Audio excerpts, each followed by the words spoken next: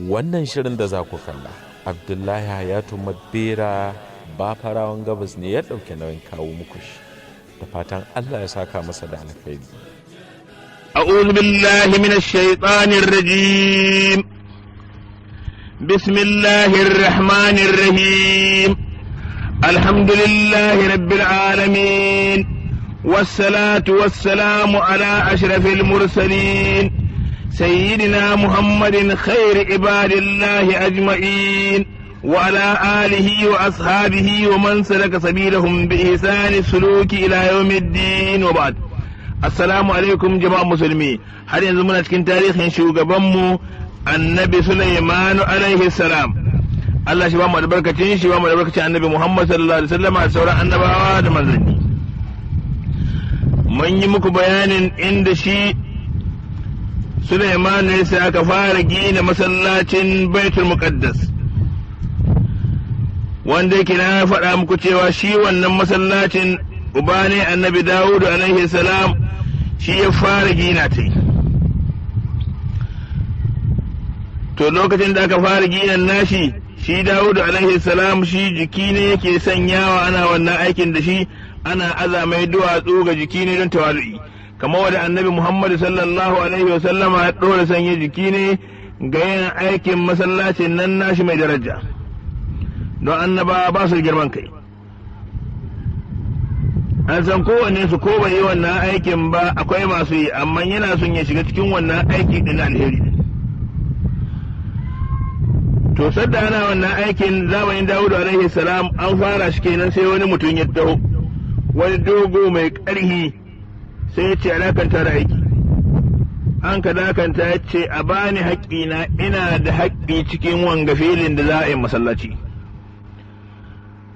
An ka ce masallaci za a yi ce ya sani, in kuma ba a ba shi haƙƙi ne shi bar su da Allah lahira. An ka zo an ka ɗoma Annabi Dawud alaihi salam. Dawud ya ce a ina mu ina ima haƙƙinka, kwaɗi haƙƙinka a baka. Sai ya ce to abinda haƙƙi ne a ba shi akwai a 100. Dawud alaihi salam ya ce a ba shi akwai a 100. An ka ba shi mutumin ga yadda ce shi bai yarda ba, sai a ba shi nage 100. Wa ‘yan mako shi bar Annabi Dawud da Allah lahira. Annabi Dawud ya ce ban yarda ba, a ba shi nage 100. An ka ba shi nage 100, yadda ya ce kuma shi bai yarda ba, sai a ɗiban mai hili wanda ya yi yawan filin masallaci, a daddasa mai itacen da binnai da unabi da itace iri-iri masu ɗiya. In ba haka nan ba shi ba zai yarda ba. Dawud ya ce a ta mai. To sai shi wannan mutumin sai ya dawo ya ce ku ci gaba da aikinku. Na zaka ne don in jarrabi Dawud alaihi salamu in gani mulki ya sa gaba ko addini da jin tausan talikai. Ba ni bukatar komi, ku ci gaba da yin aiki. Hakika Dawud na Allah na tubabbe na jarrabe ku ne kawai. To shi Dawudu alaihi salam sadda ya fara gina masallaci, ya fara shi shekara 11 ga mulki ne, amma Allah ya aiko mai da cewa ba shi zai isai ba, Sulaimanu alaihi salam zai isai. Saboda haka zamanin Sulaimanu aka ci gaba da yin wannan aiki din. Shi Sulaimanu alaihi salam ko da ya kama mulki yana shekara 13. To sadda ya kai ga shekara 4 da fara mulkin nashi, sannan ya kama gina Baitul Muqaddas. Don abin da Sulaimanu ya shi na mulki shekara 40, wato ko da ya rasu yana shekara 53 su yayi na rayuwa ta yi, amma saboda Allah ya sa musu albarka sun fi wasu shekara 100. To lokacin da rasul Sulaimanu alaihi salamu ta zo, wanda ya zama khalifa ta baya gare shi ɗanaina, kuma shi ya sanya ɗan khalifa tun da ran shi, sunan ɗan Ruhai Amu ɗan Sulaiman ibn Dawud. Shi ma baya gare shi ɗanai Afaya shi ya rika mulki. To kamin mu kai ga bayanin shi mulkin Ruhai Amu ɗin, shi dai Sulaiman alaihi salam lokacin da rasuwa a lokacin da yana shugabanci jinni sun matsu yana sa su ayyuka irin wanda ka sa kangarare irinsu sai suka kai ma iblisu ƙara suka ce kai a shugabanmu kai a dattijo cikinmu ka agaje mu aikin gada annabi Sulaimanu ka samu mai waya ya kai mana inda ya kai muna sai ya ce shin abin da ka tambaye ku yana kallafa muku ɗaukar duwatsu zuwa ginin masallaci sun ka ce yana kallafa muna ya ce in kun ka kai duwatsun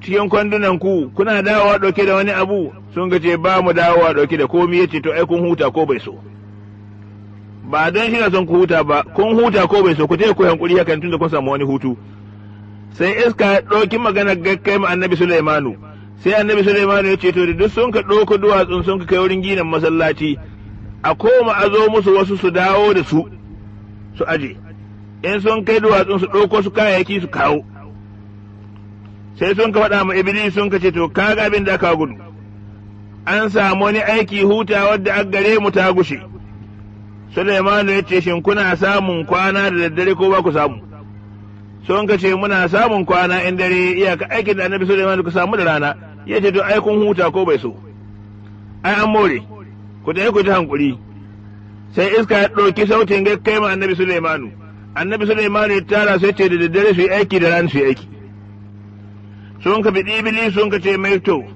ga abin da muka gudu annabi Sulaimanu ya ji maganar da an ka yi ya ce lalle sai mu yi aiki da daddare mu yi aiki da rana iblis ya ce ku tafi ku yi hankuri farin ciki ya yi kusa zakkuwa gare ku ya kusa mutuwa to wagga maganar da iblis ya yi musu bai a daɗe ba annabi Sulaimanu ya rasu to shi annabi Sulaimanu alaihi salamu Allah ya bashi wata mu'jiza na san wasu ku za su yi mamaki ya akai kowane icce a cikin duniya mutane sun san maganin da shi kai duk mahi yawan itacen da cikin duniya kowane icce an san maganin da shi kai don haka duk cucucen mutane an sanya maganin su cikin itace ya an kai shi an ka san itace na magunguna wato annabi Sulaimanu Allah ya ba mu'jiza inda duk ya biyo ga icce ko haki ko wani irin tsiro sai shi hakin nan ya ce ma annabi Sulaimanu suna na kaza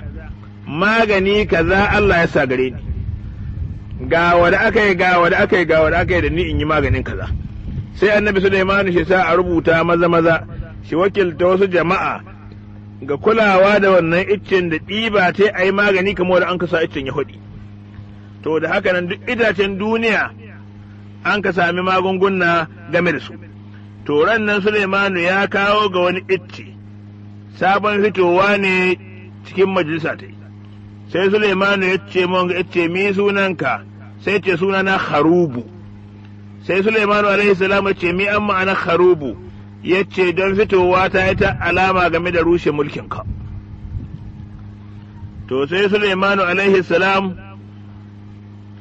ya sa alama game da shi to sai Azra'ilu ya zo inda Sulaimanu alaihi salam sai Sulaimanu alaihi salam ya ce Azra'ilu in ajali na yayyo kusa domin ya saba zuwa ziyarce shi da umarnin Allah ya ce in ajali na yayyo kusa ka sanar da ni don in ƙara himma kamin in cika sai ya ce ai ajalin ya tauko don sauran ka sa'a guda to cikin sa'an nan guda Sulaimanu alaihi salam yasa an kai mishi ɗaki na gilas ko ina an karo rufe shi ya shiga ciki ya yi tsaye ya yi kasanda ta ya huskanci alƙibla ya ce Allahumma gumma alal jinni mauti hatta ta'lamul ins annal jinna la ya'lamuna al-ghaiba Allah ka ɓoye ma aljannu mutuwata har mutane su tabbatar da cewa ce musun da aljannu kai sun san gaibi ƙarya su kai to sai Allah ko amshi addu'ar ko da an ka amshi ran Sulaimanu alaihi salamu yana riƙe da sandan nan kan dili ya dogara ta to shi Sulaimanu lokacin rayuwa ta yi shaidanin aljani bai ebi gaba garai in ya bi ƙonewa suke dalilin hasken da Allah ya sa ga Sulaimanu alaihi salam to lokacin da Sulaimanu na nan tsaye shaidan ya ga alama da ya ga alama babu Sulaiman, amma shi na son shi gani, amma shi na jin tsoro kashi gitta wani abu ya same shi. Sai ya tara aljannu ya ce musu, anya ko akwai Sulaimanu, ku rinka gittawa gaba gare mu gani. Kowane ya ce, to lalle ina so in gitta na, amma tsoro ni kai ya kamata ka gitta. Ya ce, a ni ho ina nika gitta, ni kai ban yarda. To an ka samu wani mai tsaurin kai, dan yi taurin kai ya gwada, sai an ka ga ya wuce lahiya.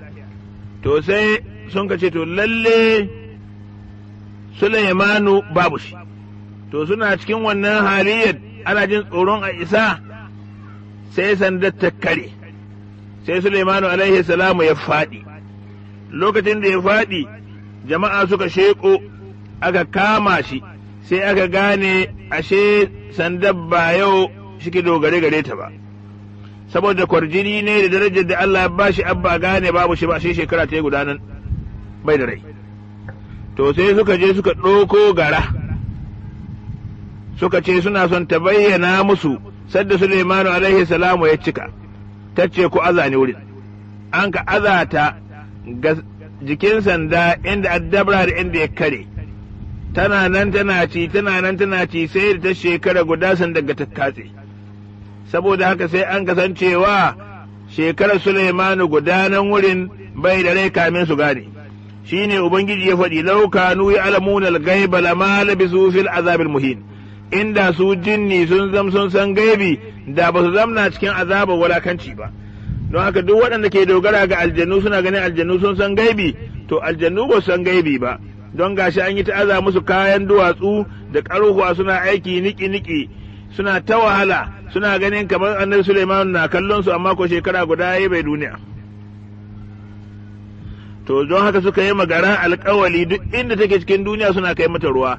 Wannan shi ke sa sai ku ga gara duk da inda babu ruwa, sai ku ga tana yin gina. Kuma kun san ginan nan da take da ƙasa ta kayinta, ba ta da ƙarhin ta zuwa ta ɗebo ruwa, kuma ba ta da ƙarhin ta zuwa ta gino ƙasa, a aljannu ke kai mata, kuma a ko'ina take cikin duniya. Annabi Sulaiman alaihi salam bayan cikawa ta ɗa ne wanda aka ce Maruha Amu, ɗan Sulaiman ibn Dawud, shi ya shugabanci. To shi wannan mutumin nabiyi na, amma ba rasuli na ba.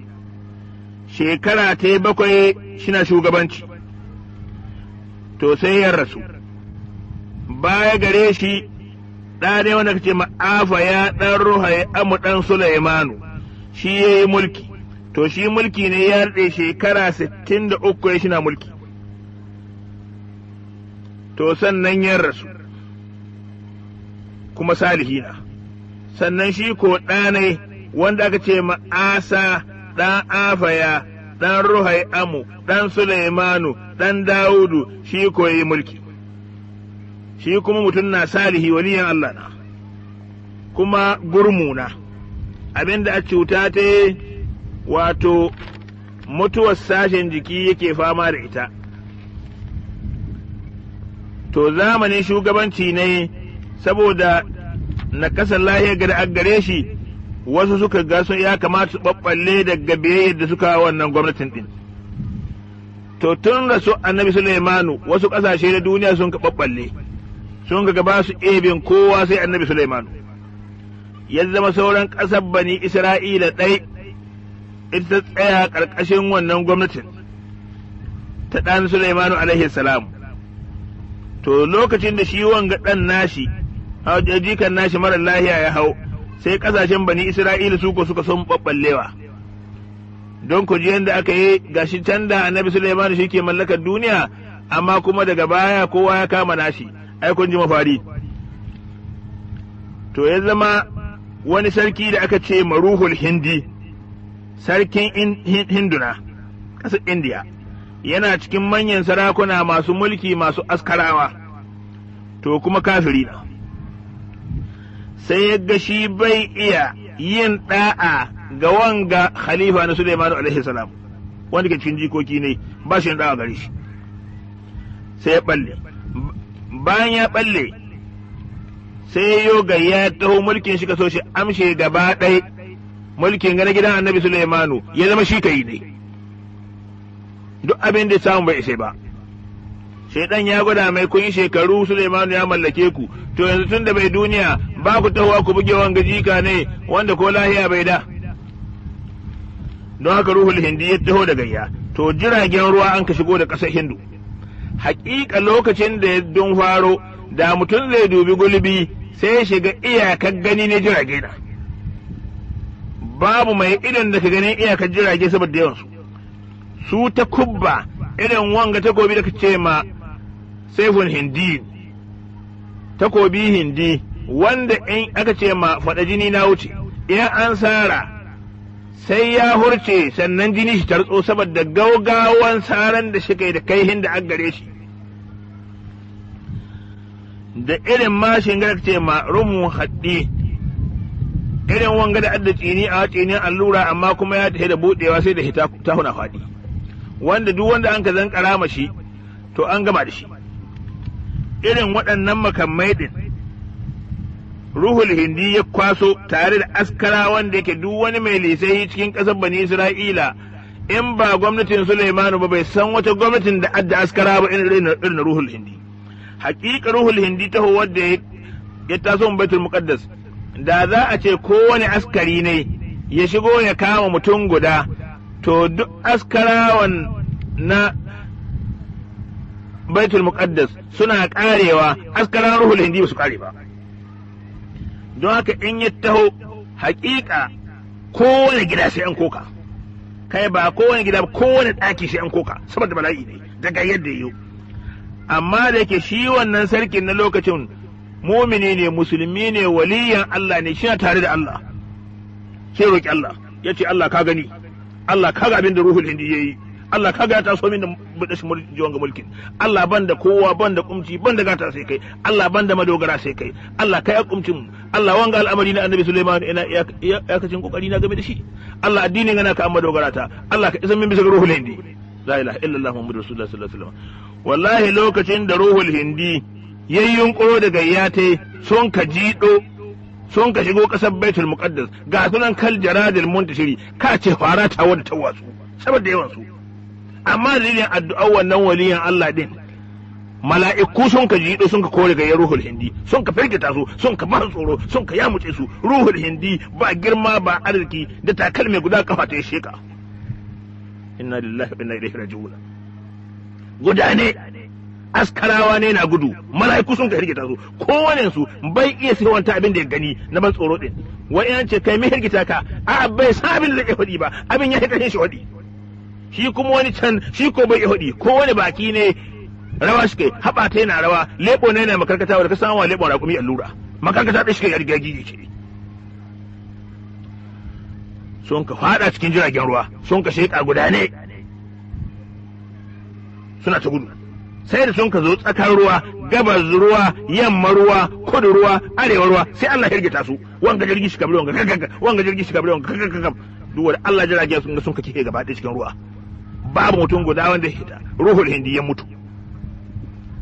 Cikin hikimar Ubangiji da ƙarfi ne, sai Allah ya umarci ruwa su amaye duk abin da a cikinsu. Duk wani takobin da ya faɗa, wani mashi, wata kibiya, wata baka, wani kwari, wani adda, kai kowane irin makami an ka taho da shi, ruwa sun amayo shi, kai duk da sulke na ga jikinsu, ruwa sun amayo shi, kai duk da tuwahin jikinsu, ruwa sun amayo shi, komi na in ba jikunkunansu ba, ruwa sun amayo shi. Duk ga suna an ka izo su gaba. Sai Bani Isra'ila sun ka ji wani sauti da sama, an ka ce duk ku taho ku askaran Bani Isra'ila, ku kwashe wa gani ima ga tunan an baku. Sun ka kwasa, sun ka kai sun ka aji. To wanga abu da samu ruhul hindi, sai kasashen duniya masu su kawo ma wannan sarkin hari sai sun ka ji tsoro, sun ka ce ashe har yanzu al'amarin na Sulaimanu na nan.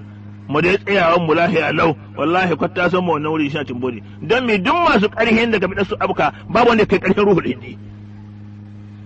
To sun ga wanda Allah ya muce shi, ya kaskasta shi, tozalta shi, ke mulki ne ya muce shi, nan kasa shi halakar da shi saboda ƙarhin waliyin Allah ga. Wato ƙarhin addu'a ta yi. To daga nan baya ga shi wannan sarki din, shi kuma bayan ƙaura ta yi, an ka ba wani, to zamanin wanin sai sarakuna suka ɗora zakkuwa suna kawo mai hari. Misa haka nan ɗin, bayan wucewa wannan sarkin Salihi, wanda ya hau sai ya zama shi ko kuɗi shi so. Wato, in yi alkawali bai cika sai an ba shi kuɗi, kuma rashuwa suka ci. Shaiɗan ya zo ya gwada musu duk duniya ta waye illa su, ya kawo musu nau'in wasanni iri-iri. Sarki sai shi hito wurin wasa maimakon a hito wurin wa'azi, a kira jama'a ga addini, sai zan in ya hito ‘yan mata karawa suna kiɗin duwawu. Ana mai kirari da matsayin gana kaka ne, ai jikan annabi Sulaimanu kake, jikan wani na kakanka an ka wace magayyar ruhul hindi, kaza kaza ubanka an ka wace magayyar ruhul hindi, ku kun kai kaza kun kaci kaza kaza. Ana mai kirari shina jin daɗi. Sarakunan ga duk sun ka saki Allah, banda zina da liwaɗi da shan giya da caca da ƙarya da kashin kai da zalunci, babu abin da suka cikin duniya. To sai Allah ya izo musu sarkin Iraki na lokacin, ya abko musu sun kai faɗa da shi, amma duk da haka nan ɗin saboda akwai sauran salihai da garin na ƙasar ta Baitul Muqaddas waɗanda sun raga ma Allah, sun ka taru sun ka roƙi Allah, Allah ya waci gayya waɗannan mutanen Iraki. Waɗanga su abko, kai kullum akwai harin da aka kawo musu da wata ƙasa. Lokacin da su kuma salihan nan da ke haɗin awa Allah ɗa'a, waɗanda dalilin addu'a su an ka halakar da waɗanga azzalumai ɗin, su kuma sun ka mutu. Sai sarkin da an ka naɗa da bashi ko kama bautar gumki, shaidan ya zo ya gwada mai shi bauta ma gumki. Alhali ko su bani Isra'ila Allah suke bauta domin zuri annabawa ne, amma sai ga sun koma bautar gumaka ɗin. To sai Allah ya hushi game da su, sai Allah ya izo musu dunkulen bala'i mulmulen musiba, shine bukhtu nassar.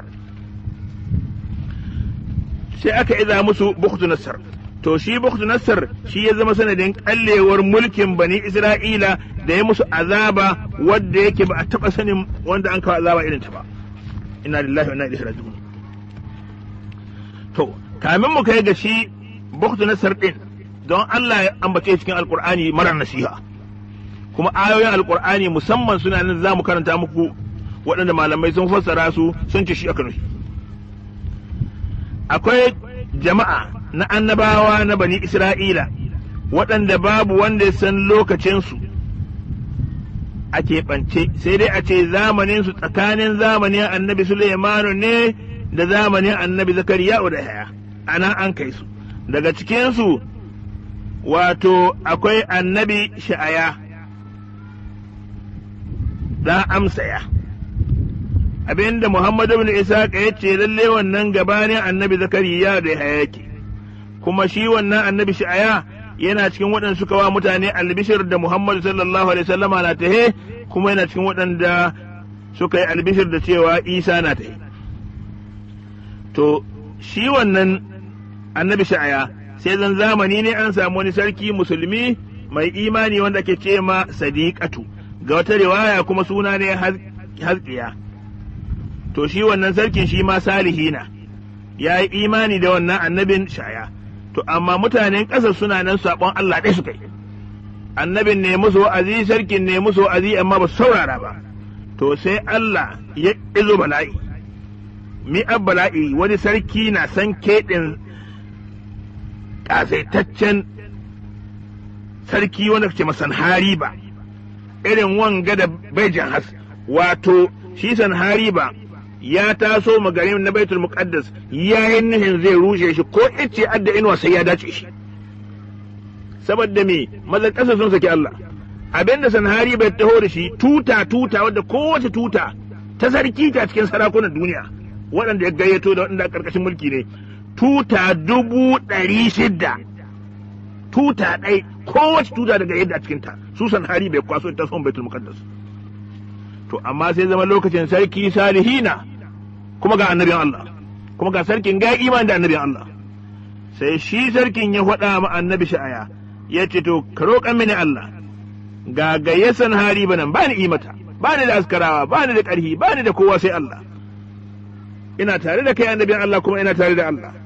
Annabin Allah ya roƙi Allah, sai Allah ya ce to faɗa mai ba ma batun ba shi nasara ga Sanhari ba faɗa mai ajali ne ya taho shi sarkin shi naɗa wani halifa ta don shi mutuwa zai shi kuma sarkin a lokacin ya samu wani ciwo na ƙuraje sun hito mai ga jiki ko ina ƙuraje na aga jiki ne sai sarkin ga ya faɗa cikin gida ya ɗora addu'a ga addu'ar da ya karanta zan karanta muku ya ce Allahumma rabbal arbabi wa ilahal alihati ya rahim ya man la ta'khudhuhu sinatun wala nawmun اذكرني بعلمي وفعلي وحسن قضائي في بني إسرائيل وذلك كله كان منك فأنت أعلم به من نفسي سري وإعلاني لك da ya yi wagga addu'a sai ga annabin ya taho ya ce Allah ya ce in waɗa maka ya amshi addu'arka kuma ya ƙara maka shekara 15 sai ka yi sannan ka mutu kuma ya ce ka aiki bawa cikin bayanka shi ɗebo maka ɓore ganye ne a saɓa ka sha maƙurji guda duk suna warkewa da ikon Allah kuma ya ce a faɗa ma ka kwantar da hankalinka ya baka nasara akan sarki Sanhari ba ya ce kada ka sa sojanka ko guda su bugi sarki Sanhari ba Allah zai bugun su da zati dai Allah zai wannan yakin kallo ɗaya an naku komi ka kuce mai kuma a faɗa maka duk za su mutu amma banda mutum biyar ɗin nan za ku kama su daga cikinsu akwai Bukhtu Nassar a lokacin shi bai zama sarki bai na cikin askarawan Sanhari ba ya cikin manyan askarawan su kan su biyar bai mutuwa shi lokacin Sanhari bai mutuwa kaji biyu da wasu uku tare da su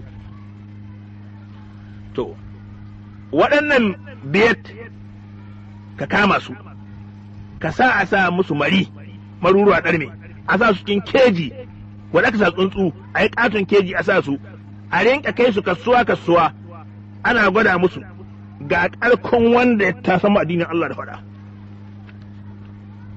a gwada ma jama'a ga wani Allah ya wasan hari ba sannan a kai su kurkuku bayan annabin ga ya faɗa ni cewa ga addu'a din shikenan bayan annabin ya faɗa mishi haka Allah ya bai mishi bukatar to shikenan sai karanta ga addu'a gata Allahumma anta allazi tu'il mulka man tasha wa tanzi'uhu mimman tasha wa tu'izzu man tasha wa tuzillu man tasha alimul ghaibi wash shahadati anta al-awwal wal akhir wal zahir wal batin wa anta tarhamu wa tastajibu da'watul mudarrin to da yake lokaci yayi hali ne yanzu zan tsayawa na nan ga sai lokaci mai zuwa in yi muku bayani game da wannan addu'ar da ni karanta wadda ban fassara ta ba kuma bayanin da muka yi bisa kuskure Allah shi gafarta muna bayanin mu na muwafaqa Allah shi ba mu lada Allah shi daukaki darajojin mu shi lilwantar da arzukan mu shi mu na makharajin alkhairi shi ba mu lafiya da zaman lafiya wassalamu alaikum warahmatullahi ta'ala wabarakatuh. Shirin tarihin magabata kenan kuka kasance da shi wanda Abdullahi Hayatu Mabera Bafarawan Gabas ya dauki nauyin kawo muku. Allah ya saka masa da alkhairi.